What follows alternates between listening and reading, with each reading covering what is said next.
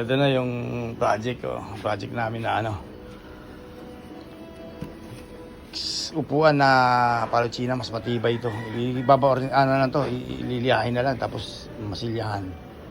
So may marami pa natirang kahoy. Meron pang isang ginagawa doon. Isa na lang. 4 lang naman kailangan natin dito eh.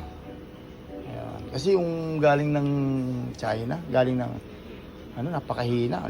Lilit ng mga ano. Samantalang ito, tingnan mo. Wala yan. Tibay yan. Kalalaki, 2x2 ang paa.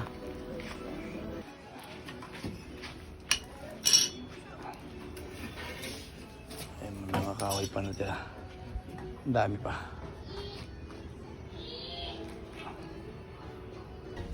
So ito, pinis na natin ito ang liha. Pakinis na to. Na ano na to eh, 3 beses ko na naliha yan. Ito, kintab na. So ito yung isa. Lagyan natin ng ano. Yung iba nandito pa. Yun nandito na sa bilad. Pinilid ko na. 4 yan eh. Ito na yung tapos ng pahiran ng sanding sealer. Lumabas yung kulay niya. Pag nalagyan mo pa ng ano yan, nalagyan mo ng varnish yan, ang ganda yan. Tingnan mo, diba? Ganda. Yan, 2 pa. Yung isa, tapos na. Yan na. Yun, nabarnish na, oh. Kintab na, oh. 4 na piraso yan. So, ganda. Kintab. Ayan yung project natin. Project ko na ano. Kasi yung nabiling ano, naupuan no nakaraan, napakahina. Galing pa naman sa ano, ibang bansa yun.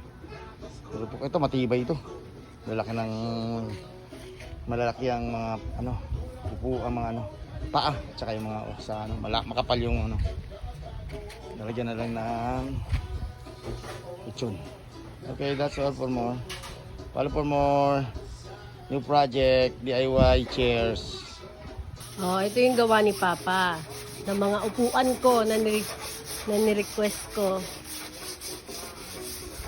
Kasi yung mga binili na purchase nasira na agad. Ito naman yung magiging table namin na maliit.